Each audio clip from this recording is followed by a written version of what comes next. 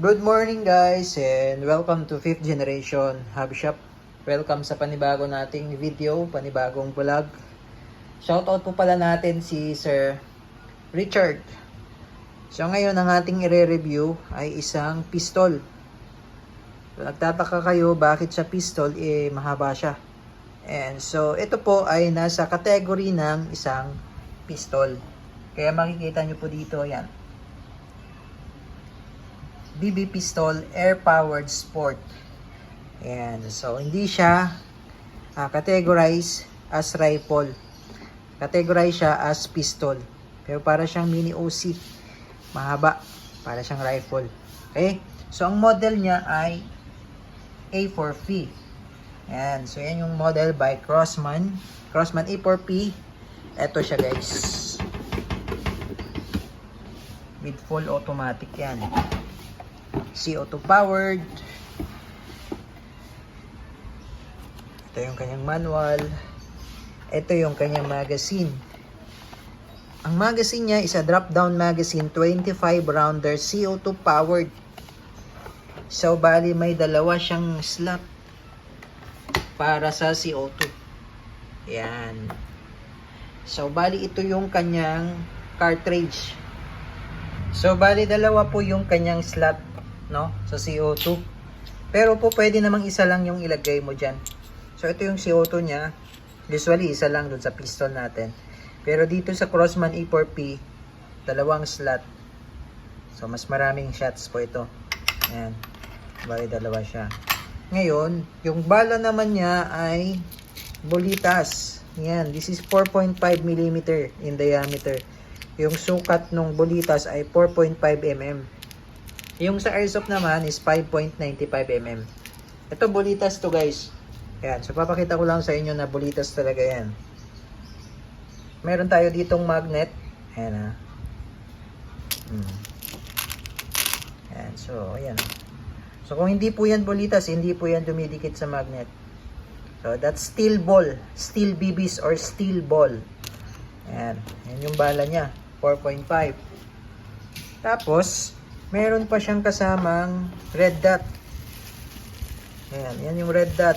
Buksan natin yan mamaya. Tapos may kasama siyang Allen range tsaka battery. Ayan. I-install na rin natin at i-zero na rin natin doon sa unit. Okay, so ito po yung red dot. So bubuksan ko na po.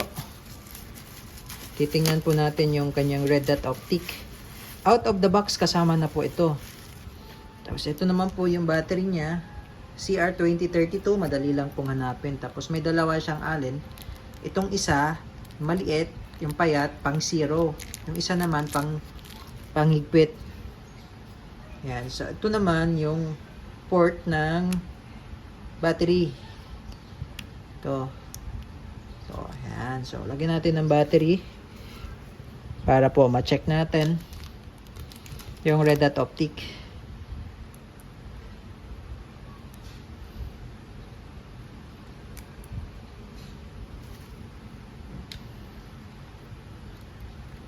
Ayan po. Andito naman po yung kanyang switch. Ayan yung off. Tapos level 1. Ayan yung level 1. Ayan. Medyo mahina ang level 1. Tapos level 2. Malakas na siya pag level 2. Ayan. Level 1 tapos off. So nasi-zero siya. Ito naman yung adjuster sa up and down or elevation. Ito naman po yung adjuster para sa left and right or windage. So mamaya kakabit natin siya sa unit.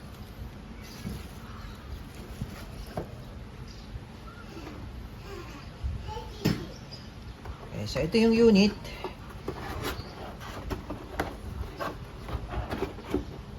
Ayan, so Crosman E4P. Meron siya ditong selector para sa full auto. Ayan yung semi-auto, then full auto, then safe. Ayan yung safe. Okay. So, hindi na-adjust yung butt niya. Tapos, meron siyang quad rail for accessories. Pwede ka dito maglagay ng flashlight. Anong gusto mong accessories. Yan. Tapos, naglalak po yun. Yan. Pag wala na yung bala yan, naglalak, nag-open bolt po yan. So, nababaklas din siya katulad nung sa mga real steel. Ayan.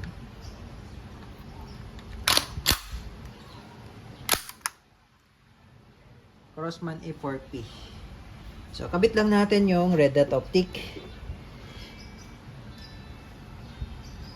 So, ayan po, naikabit na natin yung red dot optic. Pero hindi pa po natin yan nasisiro. Mamaya isisiro po natin yan. So, sa ngayon, maglalagay muna tayo ng CO2. Ito yung magazine, dalawang CO2. Pasuyin ng silicone oil.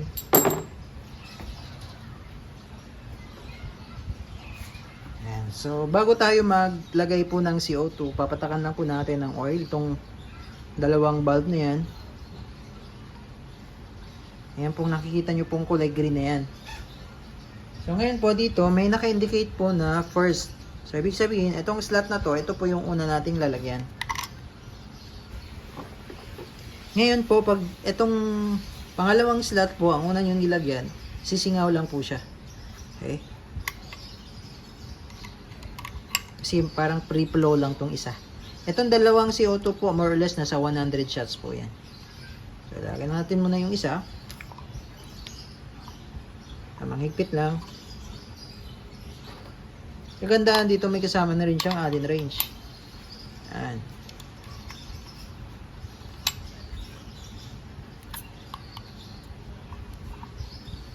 Ayan. So, pwede natin dito ilagay yung Allen wrench. Tapos, takpan lang natin.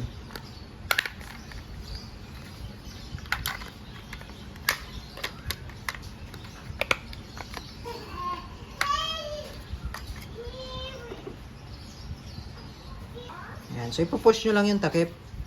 Ngayon, pagka maglo-load naman o kayo ng bala, ito po, sagad nyo lang yung spring sa dulo. Stopper po yan. Sa dulo. Ito po yung bala na pinakita ko sa inyo kanina, na bulitas.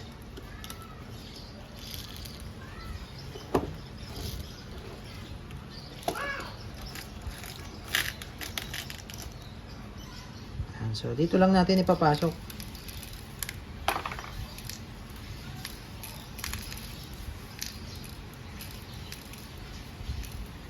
Diyan. Lagyan natin, punuin natin. Ayan. Ayan. Tapos release nyo lang yung spring. Ayan. Okay? So, sisiro lang natin yung scope, yung red dot. Okay, testing po. Check natin yung red dot. Zero na po ito. Semi-auto muna tayo. Firing.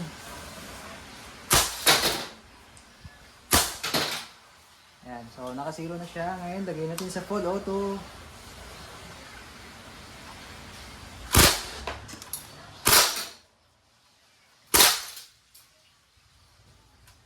Safety. Working.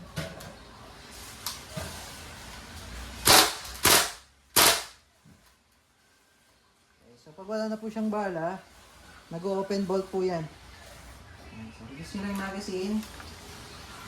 Yan, nag-open bolt siya. Tapos, yung bolt release, push nyo lang para bumalik.